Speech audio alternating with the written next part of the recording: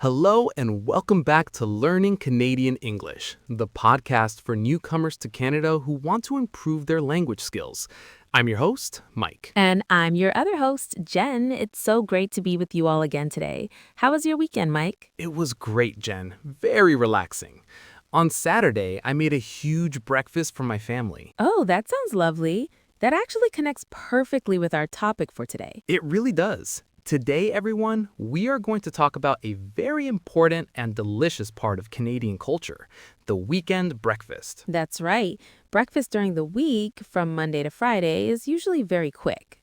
Quick. People are busy, they have to go to work or school, so they might just eat some cereal or a piece of toast or maybe a yogurt. Exactly. But on the weekend, on Saturday and Sunday, things slow down. We have more time. More time to cook, to sit with family or friends, and to enjoy a big, wonderful meal to start the day. So get ready to feel hungry because we're going to explore all the classic foods you'll find in a Canadian weekend breakfast. Okay, Mike, when you think special weekend breakfast, what's the first food that comes to mind? For me, it has to be pancakes, a big stack of warm, fluffy pancakes. There's nothing better. I agree. Pancakes are true classics. For our listeners who might not know, pancakes are a type of flat, round cake. Right, they're made from a simple mixture called a batter.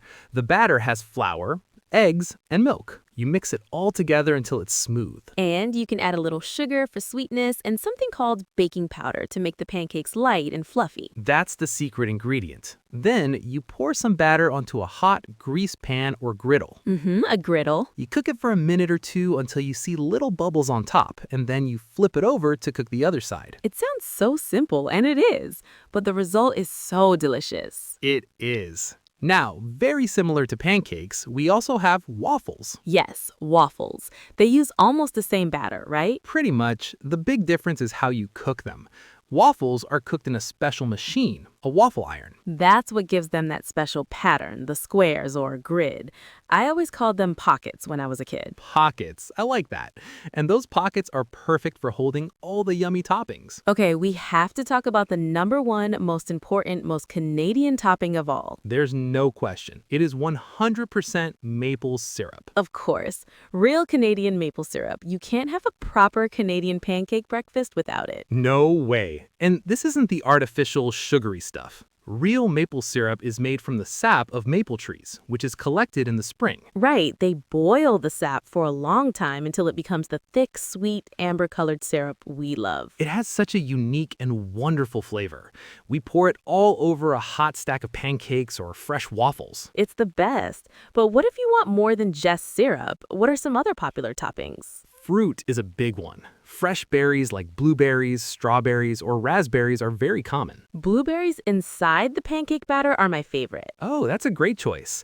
Sliced bananas are also really good. And for a very special treat, It has to be whipped cream. A big spray of whipped cream on top makes it feel like a dessert for breakfast. totally. And some people even add chocolate chips. The kids love that. Chocolate chips for breakfast, a weekend treat for sure.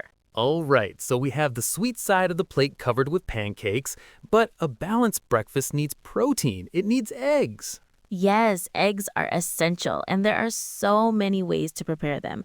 I think the most common style for a big family breakfast is probably scrambled eggs. I would agree. Scrambled is when you crack the eggs into a bowl, add a little milk or cream, and whisk them together. Right, you mix them all up. Then you pour the mixture into a pan and stir it gently as it cooks. They become soft, yellow, and fluffy. Perfect, but my personal favorite is fried eggs, specifically sunny side up. Can you explain what sunny side up means? Of course, it means you fry the egg without flipping it over, so the white part gets cooked and firm, but the yellow part on top, the yolk, stays liquid and runny. The yolk looks like a little sun, sunny side up. Exactly. It's perfect because you can dip your toast into that runny yolk. That's the best part. And speaking of toast, that is the perfect partner for eggs. Absolutely. Just a simple slice of bread, toasted until it's golden brown and a little crispy, then spread with butter that melts right in. What about other egg styles? There's another big one, often found in restaurants. Are you thinking of an omelet? That's the one. An omelette is fantastic. It starts like scrambled eggs, but you let the eggs cook into a flat circle in the pan.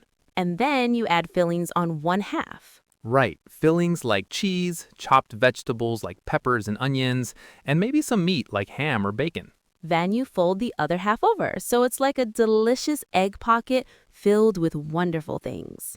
A perfect description. Omelets are a meal all by themselves.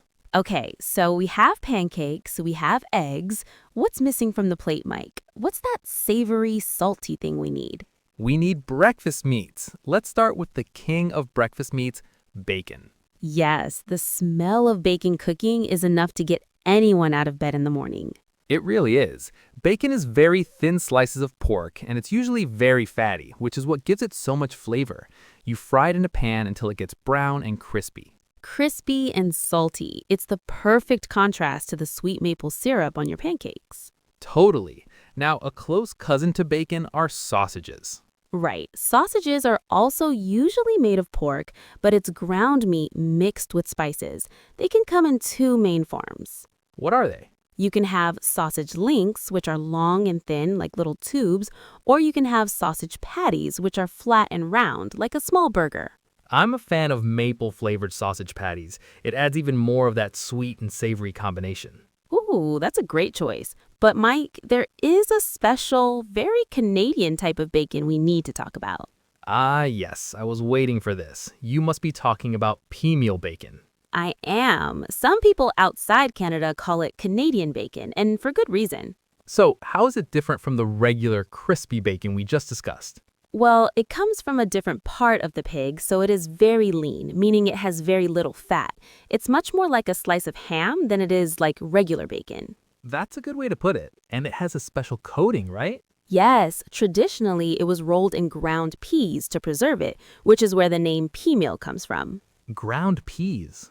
But today, it's rolled in yellow cornmeal. When you cook it, it doesn't get crispy. It stays soft and juicy, and the cornmeal gives it a nice, slightly crunchy edge. It's delicious and very famous in southern Ontario. Okay, our breakfast plate is getting very full. We have pancakes, eggs, and bacon or sausage.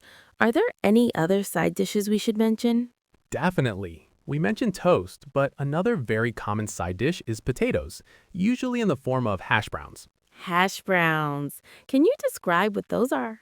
Sure, hash browns are potatoes that have been shredded or chopped into small pieces and then fried until they are golden brown and crispy on the outside and soft on the inside. They're so good. A great way to make the breakfast even bigger and more filling.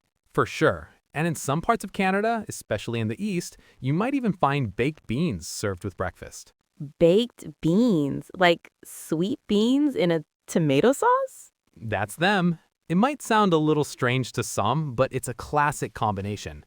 The sweetness of the beans goes well with the salty meats and eggs.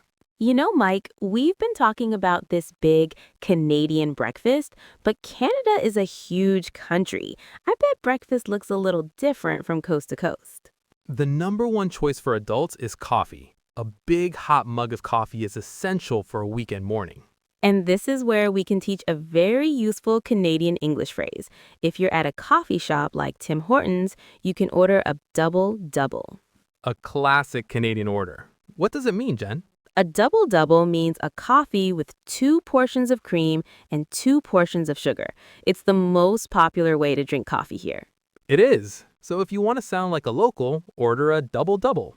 Of course, tea is also very popular, and for kids, it's usually orange juice or milk. Or maybe hot chocolate in the winter. Oh, good one. Hot chocolate with whipped cream is a great weekend treat. Wow, Mike, I am officially very, very hungry now. We have built the ultimate Canadian weekend breakfast. Me too. It's such a wonderful tradition. It's less about the food itself and more about the time spent together. That's a beautiful way to put it. Before we finish, should we do a quick review of some of the key vocabulary words from today's episode? Let's do it. Okay, first we had pancakes, which are the flat, round cakes you cook in a pan. And we have waffles, which are cooked in a special iron that gives them pockets. And on top of both, you must have maple syrup, the sweet liquid from maple trees. We talked about eggs, for example, scrambled eggs, which are mixed up and cooked until fluffy. And an omelette, which is folded over with fillings inside. For meats, we have bacon, which is thin, crispy, and salty. And the special Canadian kind is peameal bacon, which is lean and coated in cornmeal. For a side dish, we mentioned hash browns, which are fried shredded potatoes. And finally, for coffee, a double-double is a coffee with 2 creams and 2 sugars. That was a great summary. We hope this episode was helpful for all of you and that it inspires you to try a Canadian breakfast soon.